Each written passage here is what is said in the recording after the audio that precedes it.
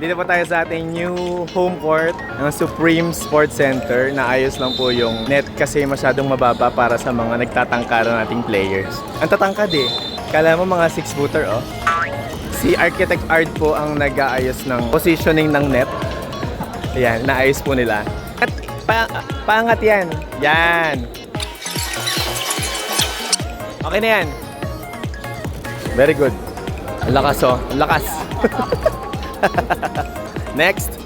Kala mo lakas. Good job. Okay, kabit na ng net.